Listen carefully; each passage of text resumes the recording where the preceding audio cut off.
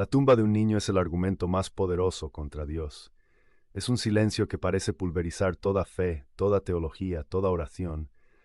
Es la pregunta que se atraganta en la garganta. ¿Por qué? ¿Por qué un Dios bueno y todopoderoso permite un dolor tan sin sentido?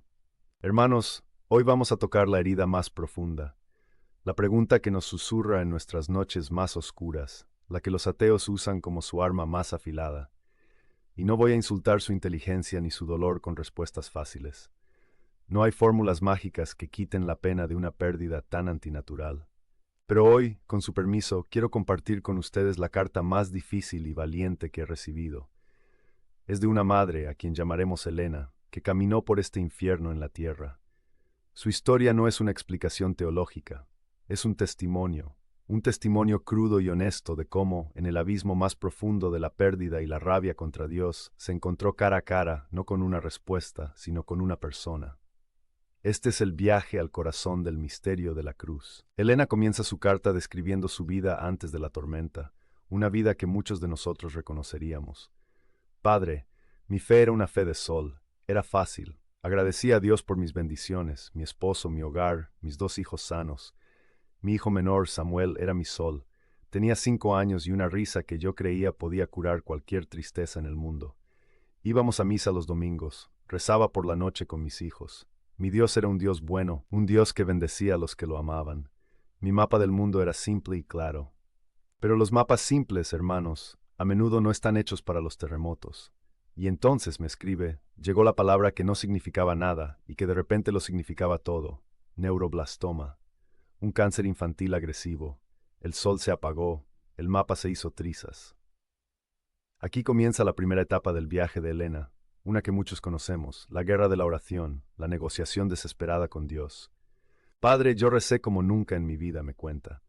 Hice promesas, hice peregrinaciones, ayuné. Le dije a Dios, toma mi vida, pero sálvalo a Él. Le recordaba a Dios su propia bondad, sus propias promesas. Cada día la condición de Samuel empeoraba, y mi oración se volvió más desesperada, más enojada. Empecé a ver el mundo con una amargura que me envenenaba. Veía otras familias en el parque con sus hijos sanos y mi corazón gritaba, ¿por qué ellos y no nosotros? No es justo, Linist. Y en medio de su dolor se encontró con la piedad bien intencionada, pero a menudo vacía de los demás. La gente de la iglesia venía y me citaba la Biblia, escribe. Me decían, todas las cosas obran para bien. Y yo quería gritarles, no me hables del vir a mi hijo, está conectado a tubos, su pelo se está cayendo, ¿qué bien hay aquí? Me decían, Dios tiene un plan, y yo pensaba, ¿qué clase de monstruo planearía esto? Me decían, Dios necesitaba otro ángel en el cielo, y yo quería abofetearlos. Dios es Dios, Él no necesita nada, yo sí necesito a mi hijo. Su fe, mi antigua fe, no tenía lugar para la rabia, para el dolor feo y desgarrador.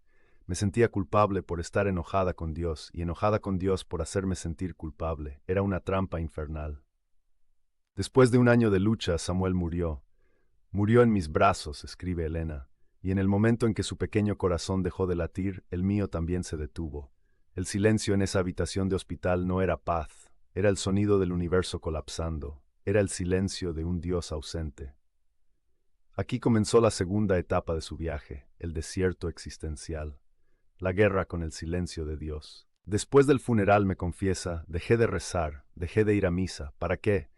Había gritado y nadie había respondido. El Dios en el que yo creía, el Dios bueno y amoroso que respondía a las oraciones, o no existía, o era un sádico cruel.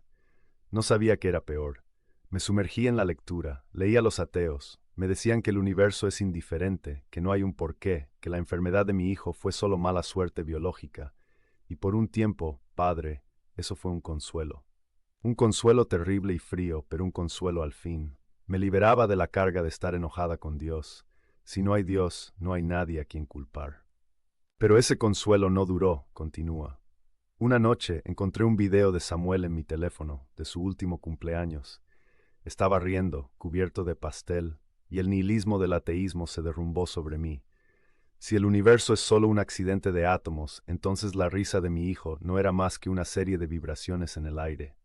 Su vida, tan preciosa, tan llena de amor, no tuvo un propósito real, y mi amor por él, el sentimiento más poderoso y verdadero que he conocido, era solo una ilusión química. No pude aceptarlo. Me di cuenta de que prefería vivir en un universo con un Dios al que odiaba, que en un universo donde el amor de mi hijo no significaba absolutamente nada. Estaba atrapada. No podía vivir con el Dios de su antigua fe. No podía vivir sin Dios. Fue entonces cuando una amiga le hizo una oferta simple.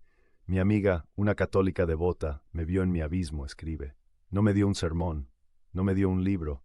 Simplemente me dijo, Elena, ven conmigo. Solo sentémonos en la capilla de adoración por un rato. No tienes que decir nada, solo siéntate en el silencio conmigo. Y en ese silencio, frente a Cristo en la Eucaristía, comenzó la tercera etapa de su viaje, el encuentro en el Calvario. Les leo directamente su descripción, porque mis palabras no le harían justicia. Entré a esa capilla llena de resentimiento.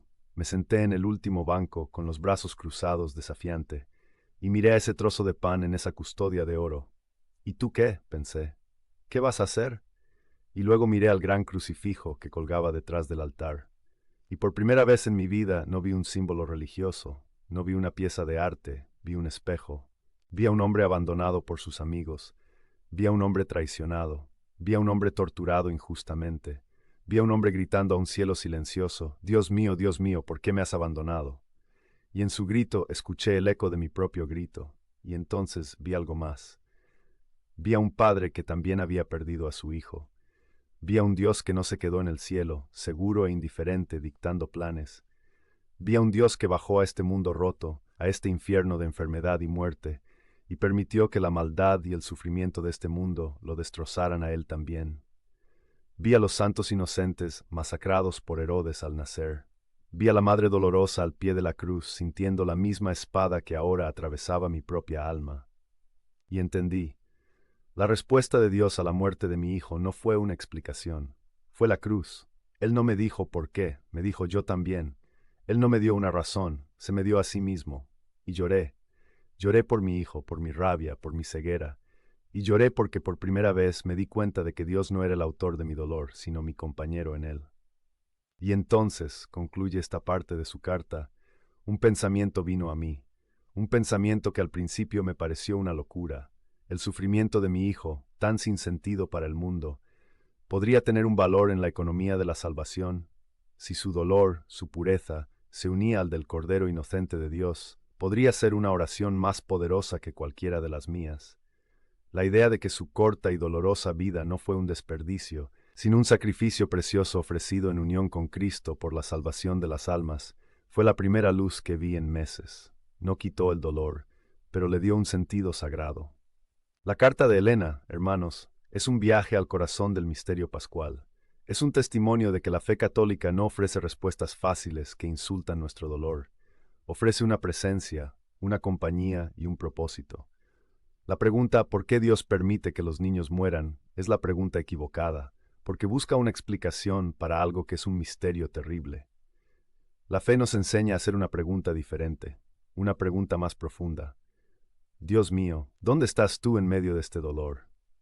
Y la respuesta de nuestra fe, la respuesta que Elena encontró en esa capilla silenciosa, es siempre la misma. Estoy aquí en la cruz contigo. Estoy aquí en la Eucaristía para alimentarte. Estoy aquí en el corazón de mi Madre dolorosa para llorar contigo. Y estoy aquí a las puertas del cielo con tu Hijo en mis brazos esperándote.